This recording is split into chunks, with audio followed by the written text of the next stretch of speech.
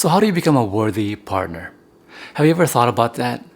How do I become a deserving partner? To be worthy is to be deserving. How do I be deserving of a good relationship? There are two macro overlooking configuration that relationships come in before all the other delineations come in. And that is, a relationship is either granted or merited.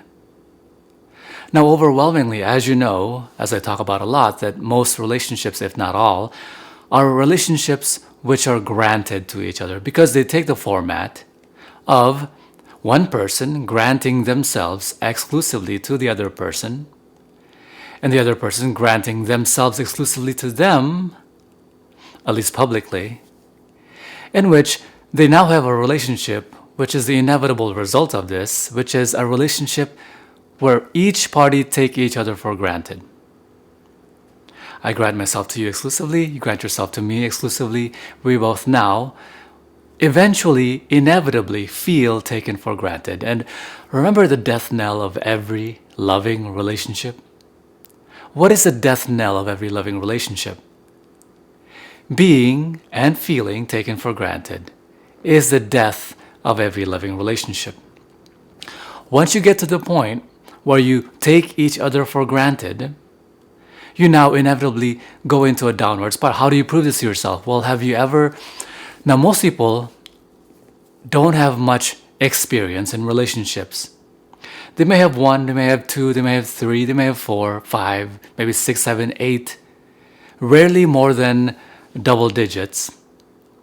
They have very little experience. So when I tell you this, I want you to just keep that in mind. Have you experienced in your life your first meeting your partner, all right? You're first meeting somebody, enjoying them tremendously, even eventually getting to love them, adoring them, respecting them. And then you decide for yourselves, hey, let's go out. Let's be officially boyfriend, girlfriend. And then some things dissipate. The chemistry fizzles a little bit. And then you decide, well, this is how it's supposed to be.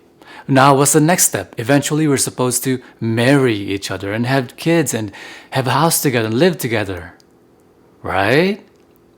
And so now, when you take that vow of exclusivity, the legal document which marries you together, ties you together as a union, remember, a union, its sole purpose is to prevent from competition. What happens when you don't have competition? What happens when you stop anything from having competition? I'm going to leave that alone for now. I want you to think about that. So now you become granted to each other legally, socially, in every other way. You're granted to each other. Now, what do you notice happens to every relationship in the world? Oh, the intensity fades away into nothing. They have sex several times a week. Now they have sex once every 6 months. The chemistry goes away. Why is that? Among many other reasons, because they take each other for granted. So that's a granted relationship. Now I talk about the merited relationship, where the central tenet of that relationship format, style, if you will, is that each party do not take each other for granted. They merit the relationship. The relationship merits its existence. To merit something is to deserve something. The central tenet of my existence is being worthyful, is to deserve what I would like. I don't ask for things which I don't feel I deserve. And things I feel I deserve, I ask. Now, it doesn't mean someone who's like that, someone who never asks for anything they don't deserve, won't get lucky. Luck plays an incredibly large part in our lives. A lot of people are incredibly lucky. I'm incredibly lucky in many areas of my life. Some people are more lucky than most. Some people are lucky in particular areas in their life than most. But I never ask for anything I don't feel I deserve. I work at things. I work at deserving things. I like to say, endeavor to do things so that you can merit what you would like. So you can merit what you want. If you want a good relationship, what work have you done to merit that relationship? What internal work, what introspection, what circumspection? How did you endeavor to deserve that relationship? The good relationship that you would like. If you're constantly having bad relationships, guess what? You deserve it. I'm not saying in a moral sense or in an ethical sense. I'm saying you haven't endeavored to deserve the relationship that you would like. You haven't done the communication practice. You haven't done the internal work. Yet perhaps you haven't even asked them questions of what kind of things they prefer, what kind of things they would like, what kind of relationship dynamic they would like. Have you taken my course? That course will teach you how to endeavor to be a worthy, full person, how to communicate things in a relationship so that you can communicate what they would like and facilitate it in the best way that you can in a format that you would like. Do you recognize, this is part of non-judgmental acceptance, do you recognize that people will be people? In other words, that's a funny way of saying that humans will be humans and will do human things. Women will be women, will do women things. Men will be men and will do men things. Do you recognize the distinction between what men like and what women like? And how men communicate and how women communicate? If you haven't, it's because you haven't taken my course. Leaving that alone for now, what have you done? How have you endeavored so that you can deserve your relationship?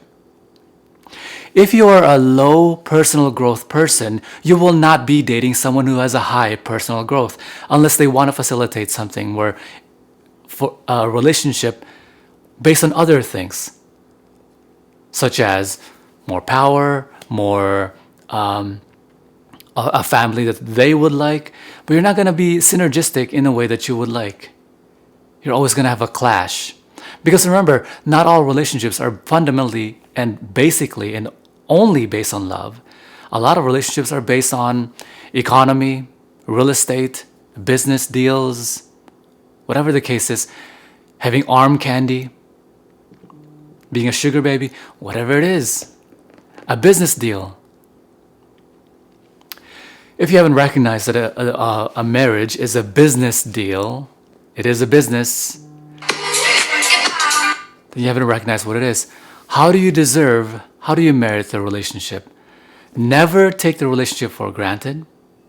Endeavor, work on yourself to be a great person, to be a loving, what makes a successful, happy relationship that other people would want to be a part of? Well, you gotta be loving.